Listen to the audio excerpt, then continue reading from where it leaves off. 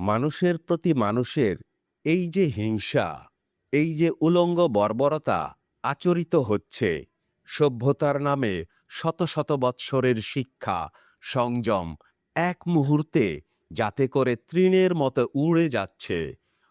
উগ্র লোভ, হিংসা ও লালসার এই যে নগ্ন মূর্তি দেখা যাচ্ছে চোখে, এই যে আমাদের বিশ্বের তথাকথিত জাতিতে জাতিতে প্রযুক্তির হিংস্র ছোবলে মুহূর্তে কেড়ে নিচ্ছে শত সহস্র মানুষের প্রাণ, তাতে দমে গেলে চলবে না। মানুষ আছে এখনো, মানবতা আছে। মনুষ্য সমাজ থেকে লজ্জায় মুখ ঢেকে বিদায় নেবার সময় ভগবান এদের দিকে ফিরে ক্ষীণ আশ্বাসের বাণী শুনতে পান। শুনতে পেয়ে থমকে দাঁড়ান। ঠিক এমনই একজন মানুষ ছিলেন আমাদের গণেশ দাদা। আজ আমরা তাঁরই গল্প শুনব। প্রিয় শ্রোতা, আসুন তার আগে আমরা জেনে নেই গল্প আর গল্পকারের নামটি। গল্পটির নাম আমার ছাত্র, আর লিখেছেন স্বনামধন্য কথাসাহিত্যিক বিভূতিভূষণ বন্দ্যোপাধ্যায়। গল্পটি আমরা আমাদের সমসাময়িক প্রেক্ষিতে সামান্য রূপান্তর করেছি। প্রিয় শ্রোতা, আসুন এবার পুরো গল্পটি শুনি। আমাদের গণেশ দাদার কথা বলবার যোগ্য বলে এতদিন ভাবতামই না, কিন্তু আজ দেখছি গণেশ দাদার ছবি আমার মনের পটে মস্ত বড় হয়ে ফুটে উঠেছে। এর আরেকটা কারণ যে গণেশ দাদা আমার ছাত্র। গণেশ দাদার নাম গনসা মুচি। আমাদের গ্রামের মুচি পাড়ার ছোট্ট খড়ের চারচালা ঘরে দুটি গরু ও 4-5টি বাছুর এবং স্ত্রী পুত্র নিয়ে উঠোনে লাউ মাচা, পুঁই মাচা বানিয়ে, পুনকে নটে শাক বুনে, মেটে আলু ও বনো ওল তুলে হাটে বিক্রি করে সংসার চালাতো। যখন পাঠশালায় পড়ি তখন হরিশ জ্যাঠামশায়ের বাড়ি গণেশ মুচি কৃষাণের কাজ করে। আমরা গণেশ দাদা বলে ডাকতাম। অন্য লোকে বলতো গনসামুচি। মিশকালো, দোহারা গড়ন, মুখে এক প্রকার শান্ত দীন ভাব, লাজুক নম্র চোখ দুটি, সর্বদাই যেন অপ্রতিভ, যেন কি একটা মহা অপরাধ করে ফেলেছে সে। হরিশ জ্যাঠামশায় কড়া প্রকৃতির গ্রাম্য গাঁতিদার। গণেশদাকে ডেকে বলতেন, এই গনসা, বাবলাতলার জমিতে দোয়ার দেওয়া হয়েছে? গণেশ অমনি হাত কচলাতে কচলাতে বলতো, আজ্ঞে না বাবা ঠাকুর, কাল তো মোটে লাঙল দিলাম। হারামজাদা, এতদিন ঘুমোচ্ছিলে নাকে তেল দিয়ে, কবে বলেছি চষতে ও ভুঁই? জমিতি নাঙল না লাগলি কি করব বাবা ঠাকুর? আজ সাঁঝবাতির মধ্যে দোয়ার দিয়ে দেবানি, না দিলে জুতিয়ে তোমার আজ হাড় খুলে নেব, মনে থাকে যেন। গণেশ দাদা আমরা যেখানে খেলা করছি সেখানে এসে হেসে বলতো, বাবা ঠাকুর চটে গিয়েছেন। আমি বলতাম, ও গণেশ দাদা, ইংরেজি জানো? ইংরেজি কনে থেকে জানবো, মুই কি লেখাপড়া জানি? শিখবে? শিখিয়ে দাও দাদা ঠাকুর, তো শিখি। শেখো। ওভার মানে উপর, উড মানে কাঠ, কাউ মানে গরু। গণেশ দাদা মুখস্থ করতে লাগলো। ইউপি পাঠশালায় কুঞ্জ মাস্টারের শেখানো যত বিদ্যা আমার মাথায় ভিড় করে, তাদের উগ্রতায় আমাকে ব্যতিব্যস্ত করছিল, তা সবগুলো গণেশদার ঘাড়ে না চাপাতে পারলে যেন আমার নিস্তার নেই। সেই থেকে গণেশ দাদার ইংরেজি শিক্ষার ভার আমি স্বহস্তে গ্রহণ করলাম। গোটা ওয়ার্ডবুকখানা গণেশ দাদাকে কণ্ঠস্থ করবার সে কি দুঃসাধ্য প্রচেষ্টা আমার। মুখে মুখে শেখানো ছাড়া অবশ্যই অন্য উপায় ছিল না। গণেশ দাদার ভাষাতেই বলি, মা সরস্বতীর ঘরের ঝনকাট কখনো মারায়নি যে। গণেশ দাদা কিন্তু শিখল অনেক কথা। শ্রুতি স্মৃতির প্রাচীন উপায়ে প্রায় ডজনখানেক ইংরেজি শব্দের ঐশ্বর্যে সে ঐশ্বর্যবান হয়ে উঠল। আমিও শিষ্যগর্বে গর্বিত হয়ে উঠলাম রীতিমতো। আমার সে গর্ব মাঝে মাঝে বড় অশোভনভাবে আত্মপ্রকাশ করত। গণেশ দাদার লাজুকতা ও অপ্রতিভ ভাবকে আরো বাড়িয়ে। যেমন একটা উদাহরণ দিই। হরিশ জ্যাঠামশাইয়ের বাড়ি তার বড় ছেলে ফটুদাকে বিয়ের জন্য কন্যা পক্ষ দেখতে এসেছে। দু তিনটি ভদ্রলোক। শ্যামগড়ের কাছে কোথায়? আমরা ছেলেরা বলাবলি করলাম, শ্যামনগর অর্থাৎ শহরের দিকে যতই বাড়ি হোক বাছা ধনদের আমাদের অজপাড়াগা বলে যে নাক সিটকাবেন তা হতে দিচ্ছি নে। দেখিয়ে দেব এ গ্রামের একজন মুচি কৃষাণও ইংরেজি কেমন জানে। সেই ভদ্রলোকের দল যখন হরিশ জ্যাঠামশায়ের চণ্ডীমগুপে বসে আছে, তখন আমি গণেশদাকে ডেকে বললাম, এই দেখুন এদের মাইন্দার কেমন ইংরেজি জানে। তাদের মধ্যে একজন কৌতূহলের সুরে বলল, তাই নাকি? দেখি দেখি। আমি অমনি বলি, গণেশ দাদা, ওভার মানে কি? গণেশ দাদা হাত উপরে তুলে বললে, ওপর। ওয়াটার, জল। স্কাই, আকাশ, ইত্যাদি। এক ডজন শব্দের ক্ষীণ পুঁজি শেষ হতেই আমি থেমে গেলাম। গণেশ দাদার দিকে শহরের চালবাজ লোকদের প্রশংসা দৃষ্টি পড়ুক, এই আমার ইচ্ছা। আমার উদ্দেশ্য সফল হলো। শহুরে বাবুরা ওর দিকে চেয়ে চেয়ে বললে, বাহ বাহ, এই লোকটি তো বেশ। কি নাম তোমার? বেশ, এদিকে এসো। ওরা 4 আনা বকশিস করলে তখনই। অর্থকরী বিদ্যা বটে ইংরেজি। সেই থেকে গণেশ দাদার কি উৎসাহ ইংরেজি শেখবার। 7 দিনের মধ্যে আরো 1 ডজন শব্দ কণ্ঠস্থ করে ফেললে। আর একদিনের কথা মনে পড়ে। শীতকাল, বাড়িতে রুটি হচ্ছে। দুধ আর গুড় দিয়ে খাবো বলে মনে খুব ফুর্তি। এমন সময় পীতাম্বর রায় জ্যাঠামশায়ের হইচই শুনে সেদিকে গেলাম। গিয়ে দেখি তাঁর চণ্ডীমগুপের সামনে লোকে লোকারণ্য। পীতাম্বর রায়, হরিশ জ্যাঠামশায়, নবীন চক্রবর্তী প্রভৃতি বিশিষ্ট ভদ্রলোকেরা চণ্ডীমগুপে বসে। পীতাম্বর রায় খুব চিৎকার করছেন ও হাত পা নাড়ছেন। উঠোনের মাঝখানে গণেশ দাদা মুখ চুন করে দাঁড়িয়ে রয়েছে। ব্যাপার শুনে বুঝলাম পীতাম্বর রায়ের একটি গরু আজ 2 দিন হারিয়ে গিয়েছিল। আজ সেটা গণেশ দাদার বাড়ির পেছনে মুচিপাড়ার বড় আম বাগানে, যার নাম এ গ্রামে গলায় দড়ির বাগান, লতা দিয়ে বাঁধা ছিল এবং তার লেজ কে যেন দা দিয়ে অনেকখানি কেটে দিয়েছে। ঝরঝর করে রক্ত পড়ছে লেজ দিয়ে। এই অপরাধের সন্দেহ গিয়ে পড়েছে গণেশ দাদার উপর। কারণ প্রথমত মুচিরা গরুর চামড়া বিক্রি করে, দ্বিতীয়ত গরু গণেশ দাদার বাড়ির পেছনে বাঁধা ছিল, তৃতীয়ত গণেশ দাদা গরিব। সুতরাং গণেশ দাদাই রাত্রে গরুটি কেটে চামড়া খুলে নেওয়ার উদ্দেশ্যে সেটাকে লুকিয়ে রেখেছিল তার বাড়ির পেছনের আম বাগানে। দায়ের কোপও সেই মেরেছে। পীতাম্বর রায় ও হরিশ জ্যাঠামশায়ের যুক্তির মধ্যে যে ফাঁক ছিল তা কারো চোখে পড়ল না। গণেশ দাদার বক্তব্য প্রথমত সুসম্বন্ধ নয়, দ্বিতীয়ত ভয়ে তার বুদ্ধিশুদ্ধি লোপ পেয়েছিল। সুতরাং আত্মপক্ষ সমর্থনে সে পটুত্বের বিশেষ পরিচয় দিল না। উহ, সে কি মারটাই মারলেন পীতাম্বর জ্যাঠামশাই ওকে, পা থেকে চটি জুতা খুলে। কতকাল কেটে গিয়েছে, দীর্ঘ 35-36 বছর, কিন্তু আজও আমি চোখের সামনে গণেশ দাদার যন্ত্রণা ও লজ্জাকাতর মুখ দেখতে পাই।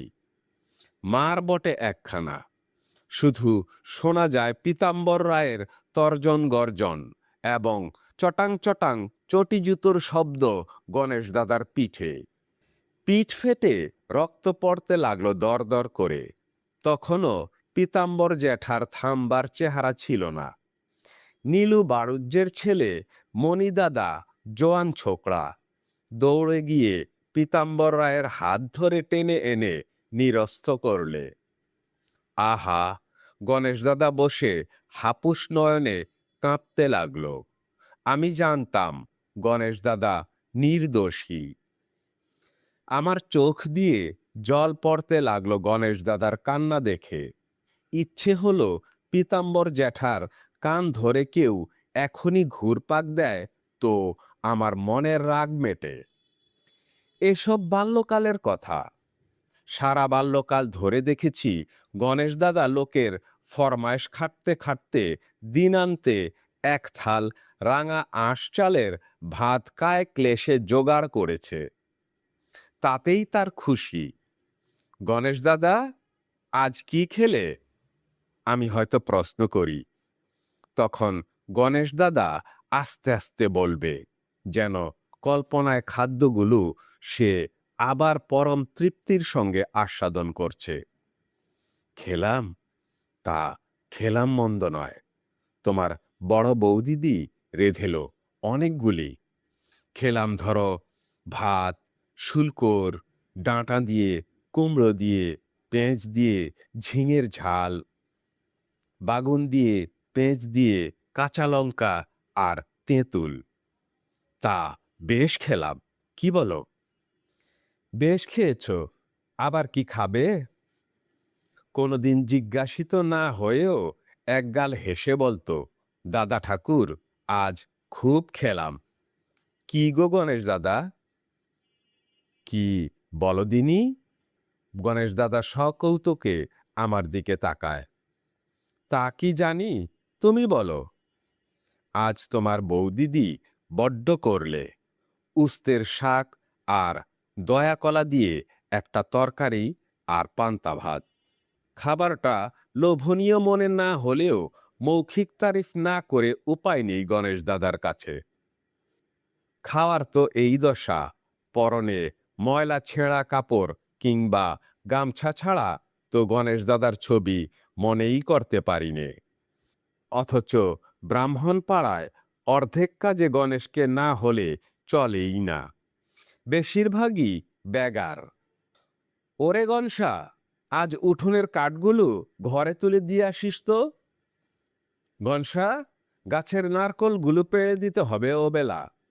গরুটা পন্টে গিয়েছে রে, তুই দুপুরবেলা একবার এসে গরুটা আজ এনে দিবি, বুঝলি? গনসা, আমার গাছে 2 কাঁদি কাঁচকলা হাট থেকে বিক্রি করে দিতে হবে বাবা। শুধু মিষ্টি কথা, ব্যাস ওই পর্যন্ত। কখনো গণেশ দাদা মুখ ফুটে একটা পয়সা মজুরি এসব ফরমায়েশ খাটার জন্য চাইতো না, বরং বলতো, বেরাক্ষণ দেবতা, ওনাদের পা ধোয়া জল খেলি সজ্ঞ, ওনাদের একটু সেবা করব, তার আবার পয়সা। কিন্তু শুধু ব্রাহ্মণের নয়, আমি যে কোনো জাতির সেবা করতে দেখেছি ওকে অম্লান বদনে। জেলে পাড়ার অথর্ব বুড়ি বিন্দের মাকে তার সঞ্চিত তেঁতুল কাঠের গুঁড়ি কুড়ুল দিয়ে চেলা করে দিতে দেখেছি। কত ক্রিয়াহীন মধ্যাহ্নে ব্রাহ্মণ পাড়ায় চণ্ডীমগুপগুলি যখন অলস যুবক ও পৌড়াদের পাশাদাবা ক্রীড়ার বিধিধ্বনিতে দিবানিদ্রা ভিভূত ব্যক্তিদের নাসিকা গর্জনে মুখরিত, তখন গণেশ দাদা কারো তেঁতুল গাছে তেঁতুল পেড়ে দিচ্ছে, না হয় কারো কলাইয়ের গাছ বোঝাই গাড়ি চালিয়ে খামারে আনছে। ঘামে ওর সারা দেহ ভিজে, মাথার চুল ধূলি ধূসর, পেটে পেট লেগেছে, কারণ এখনো খাওয়া হয়নি।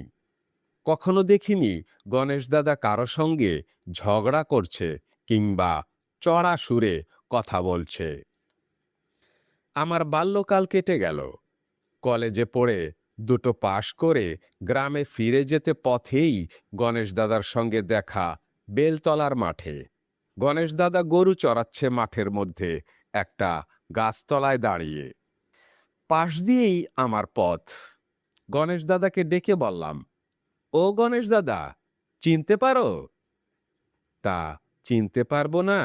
দেখো দিনি, দা ঠাকুর, কোলে পিঠি করে মানুষ করলাম, আর চিনতে পারবো না? কত বছর দেখিনি। কোথায় গিয়েছিলে একদিন আমাদের ভুলে? মামার বাড়ি। তুমি তো বুড়ো হয়ে গিয়েছো দেখছি। মাথার চুল পেকেছে গণেশ দাদা। ও মা, তোমাদের কোলে করে মানুষ করলাম, তোমরাই কত বড় হয়ে গেলে। মুই আর বুড়ো হব না? বয়স কি কম হলো? ভালো আছো গণেশ দাদা? হ্যাঁ, ভালো। তোমরা সব ভালো? গণেশ দাদাকে এই বয়সে গরু চড়াতে দেখে আশ্চর্য হলাম।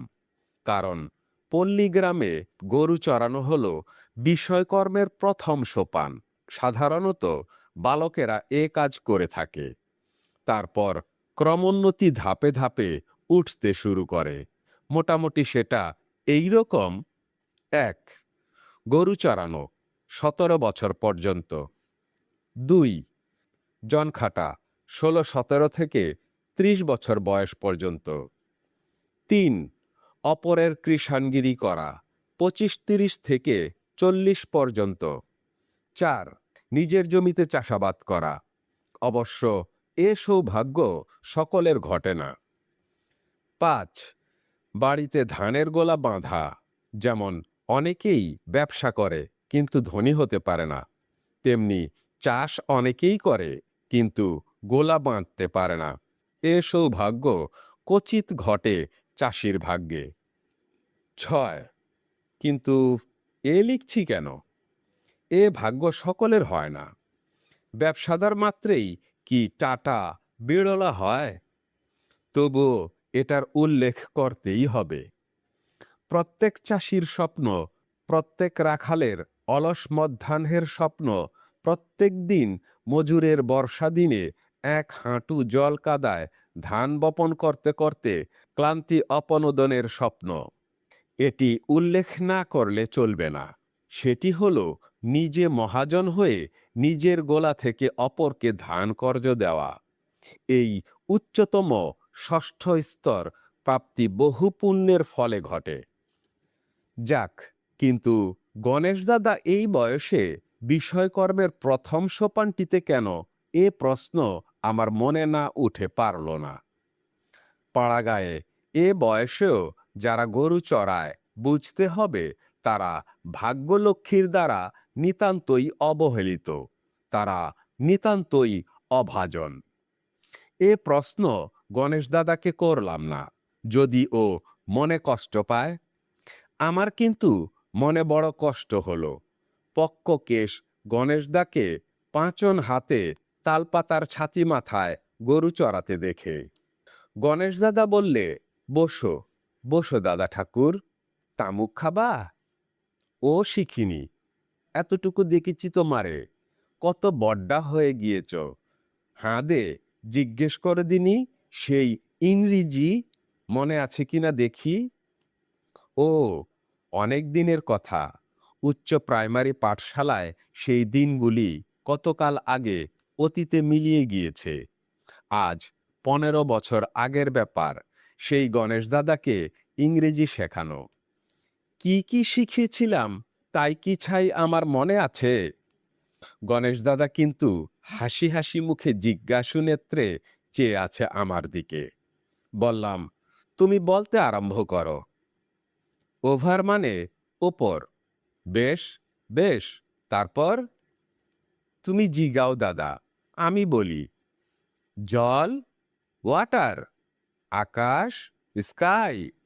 দুধ, মিল্ক। গণেশ দাদার মুখে বিজয়ের গর্বিত হাসি। তুমি তো ঠকাতে পারলে না দাদা ঠাকুর, এতদিন পরেও। ভাবটা এই রকম। আমি ভাবছি এ ইংরেজি শিখে তালপাতার ছাতি মাথায় গোচারণরত গণেশ দাদার কি উপকার হবে? গণেশ দাদা বললে, বলো বলো। পিঁপড়ে? পিঁপড়ে? ওটা তো শিখাওনি দাদা ঠাকুর। ও তুমি শিখাওনি। যা শিখাইলে তা মই একটাও ভুলিনি। তা ওটা মরে শিখায়ে দাও। পিঁপড়ের ইংরেজি কি? Ant. Ant? Ant, ant, ant, ant.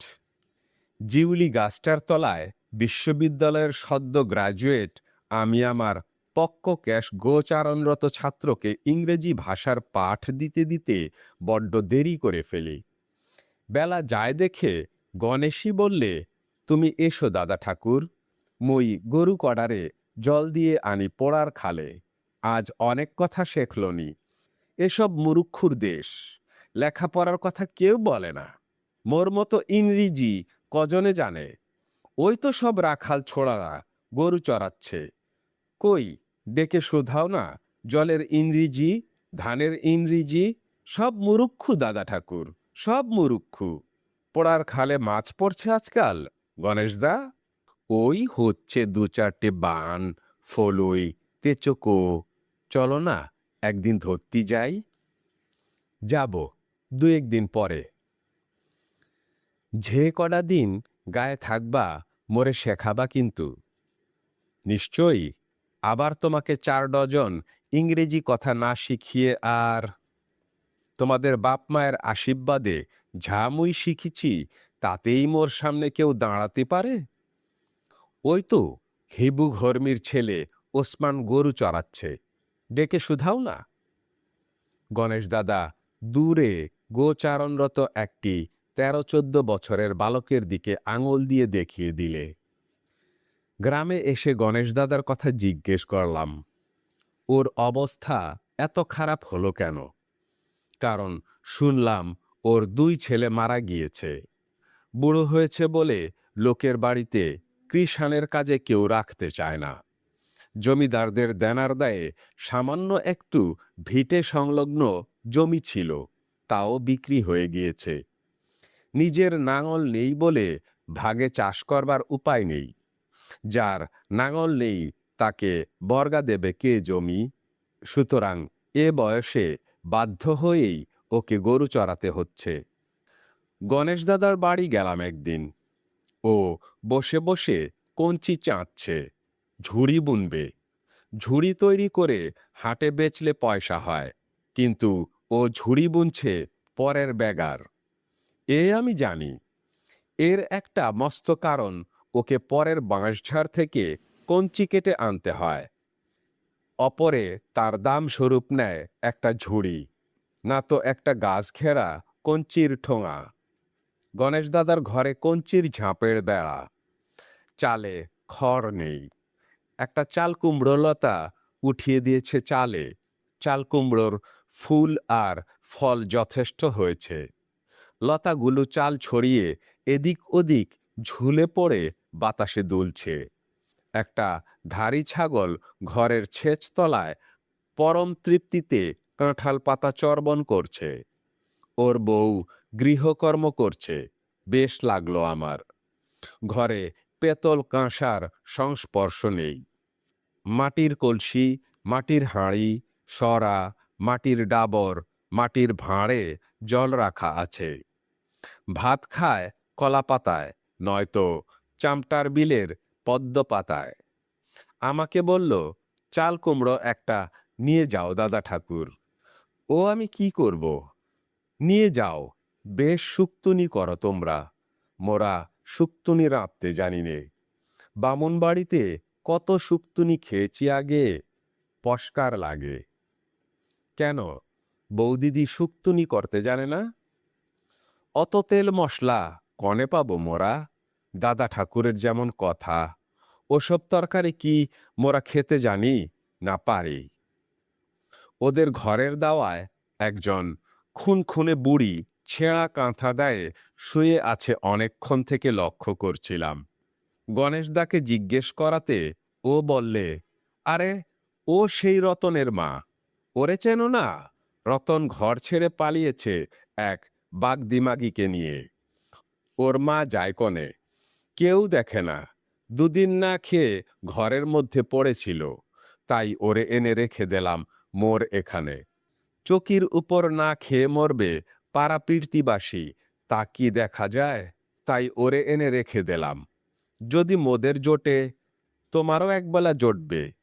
তাও নড়তে পারে না, জ্বর, সর্দি, কাশি। একটু হোমিওপ্যাথি ওষুধ এনে দিয়েছিলাম জগানন্দপুরের ডাক্তারবাবুর কাছ থেকে। 2 আনা দাম নিয়ে এলো। তা যদি কোনো উপকার হলো দাদা ঠাকুর? তুমি জানো হোমিওপ্যাথি? না, আমি জানি নে। আচ্ছা, আমি দেখব এখন ওবেলা ওষুধের ব্যবস্থা। কি দেব তোমারে দাদা ঠাকুর, তাই ভাবছি। কিছু দিতে হবে না, তুমি কথা বলো, আমি শুনছি। কিন্তু কথা কইতে গণেশ দাদা জানে না। তার সংকীর্ণ জীবনযাত্রার ক্ষেত্রে যে অভিজ্ঞতা সে সঞ্চয় করেছে আজ 50-55 বছর ধরে, সে যতই সামান্য হোক, বলতে জানলে তাই নিয়েই চমৎকার কথার জাল রচনা করা যেত, যা আকাশকে বাতাসকে রাঙিয়ে দিতে পারত, শুকনো ডালে ফুল ফোটাতে পারত। চামটার বিলের পদ্ম ফুলের পদ্মগন্ধি রেণু আমার নাকে উড়িয়ে নিয়ে আসতে পারত। গণেশ দাদা সেসব পারে না, তবুও ওর সঙ্গ আমার এত ভালো লাগে। কথার দরকার হয় না, ওর নিরুপকরণ ও অনাড়ম্বর সহচর্যই আমার মনে একটি মৌন লিরিকের আবেদন বহন করে আনে।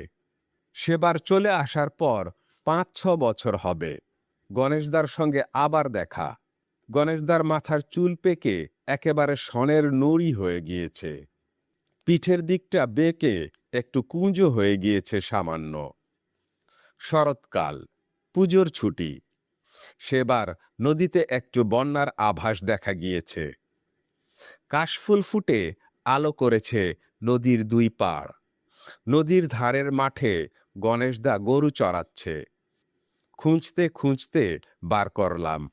ওর মাথার চুল আর ওর চারিদিকে কাশফুল একই রকম দেখতে। বৃদ্ধ গণেশ দাদা সেই 5-7 বছর আগের মতো তালপাতার ছাতি মাথায় দিয়ে লাঠি হাতে গরু চড়াচ্ছে। কোঁচর থেকে বের করে কি খাচ্ছিল। আমায় দেখে লজ্জিত সুরে বললে, সৌরভীর মা 2টো চাল ভাজা দিলে, বললে, গরম গরম 1 খোলা নামিয়ে ফেললাম, তুমি 2টো নিয়ে যাও। তাই নিয়ে এলাম, বেশ লাগে। তা এলে কবে দাদা ঠাকুর? আরে দেখো, বড্ড বুড়ো হয়ে পড়েছি। তুমি আসছো, কিন্তু মুই বুঝতে পারলাম না। বলি, কেডা আসে বাবুপানা? চকি তেমনি আর ঠাউর হয় না। চাল ভাজা খাচ্ছ, দাঁত আছে? তা আছে, তোমার বাপ মায়ের আশীর্বাদে। বলি, ও কথা যাক, বিয়ে থাও করেছ? না, বিয়ের আর বয়স নেই। কি বলো দাদা ঠাকুর, তোমারে কোলে করে মানুষ করলাম, কালকোর কাঁচা ছেলে, বয়স ফুইরে গেল তোমার? ও কথা বলনি, মা লক্ষ্মীকে দেখে মুই চক্ষু বুঝব। বিয়ে করো, কি করছো আজকাল? চাকরি করছি। বেশ বেশ, মোদের শুনেও সুখ। তা বসো, এই গাছটার ছিঁয়োতে বসো। হ্যাঁ দে, তোমরা টুপি পরো? বেনার ডাটার খাসা টুপি বুনি দিতে পারি। পস্কার সাহেবের টুপি নেবা? না, আমি সাহেবের টুপি পরিনে। বসো, জিরো, বড্ড রোদ্দুর। কি সুন্দর নীল আকাশ, কাশফুলে ভরা বিস্তীর্ণ মাঠের উপরে হুমড়ি খেয়ে আছে। সাধারণ নীল নয়, সে এক অদ্ভুত ময়ূরকণ্ঠী রঙের নীল। ওপার থেকে হু হু হাওয়া বইছে। গণেশ দাদার মাথার সাদা চুল বাতাসে কাশফুলের মতো উড়ছে। আমার কাছে ছবিটি বেশ লাগে। গণেশ দাদা এইবার চাল ভাজা খাওয়া শেষ করে নদীর পাড় বেয়ে জলে নেমে 2 হাতে আঁজলা করে জল খেয়ে নিয়ে সরস তৃপ্তির সঙ্গে আহ বলে একটি দীর্ঘস্বর উচ্চারণ করলে। আমার কাছে এসে বললে, তামুক খাবা? খাইনে। দাঁড়াও, সাজি। মোর দা কাটা খরসান তামাক বড্ড তলব, কিচ্ছু নেই, শুধু তামাক আর গুড়। বাজারের তামুকে চুন মেশায়। বলি, হাঁ দে দাদা ঠাকুর, একটু শুধৌ দিকি। কি? সেই ইংরেজি মুই মুখস্থ বলবো? ওভার মানে উপর, ওয়াটার মানে জল, বার্ড মানে পাখি, বালির ইংরেজি স্যান্ড, মাছের ইংরেজি ফ্লাই। উহু, কি মাছের ইংরেজি ফ্লাই নয়? না। তবে কি অ্যান্ট? না, অ্যান্ট মানে পিঁপড়ে। মাছের ইংরেজি ফিশ, মাছের ইংরেজি ফ্লাই। হ্যাঁ, ঠিক ঠিক। বলি, হ্যাঁ দে, বয়স হয়েছে আজকাল অনেক, সব কথা ঝপ করে মনে পড়ে না, বেসরণ হয়ে যায়। আর তুমি না এলি তো চর্চা হয় না। সব মুরুক্ষু, কার সঙ্গে ইংরেজি বলি বলো দিকি? আর ১ ডজন ইংরেজি শব্দ বসে বসে আমার জ্ঞান পিপাসু শুভ্র কেশ ছাত্রকে শিক্ষা দিলাম, সেই কাশফুল ফোটা চরে বসে শরতের অপরাহ্নে। আগের শেখা শব্দগুলোও একবার সে ঝালিয়ে নিলে মহা উৎসাহে। তারপর সেই বিদ্যার বোঝা বহন করে সেই বছরের মাঘ মাসে নিউমোনিয়া রোগে আক্রান্ত হয়ে গণেশ দাদা পরলোক যাত্রা করলে। পর বৎসর পুনরায় দেশে ফিরে গিয়ে আর ওকে দেখতে পাইনি। কি বৈষয়িক উন্নতির দিক থেকে, কি ইংরেজি শিক্ষার দিক থেকে গণেশ দাদা সারা জীবন প্রথম সোপানের দিকেই রয়ে গেল বটে, কিন্তু আমার দৃঢ় বিশ্বাস ওর মধ্যে এমন কিছু ছিল যার সাহায্যে ও সব সোপান অতিক্রম করে আমাদের অনেককে অতিক্রম করে অনেক উঁচুতে গিয়ে পৌঁছেছিল। তাই আজকার দিনে বারবার তার কথা মনে পড়ে। প্রিয় শ্রোতা, এই ছিল আমাদের আজকের গল্প। পরবর্তী গল্প শোনার আমন্ত্রণ জানিয়ে আজকের মতো বিদায় নিচ্ছি। খোদা হাফেজ।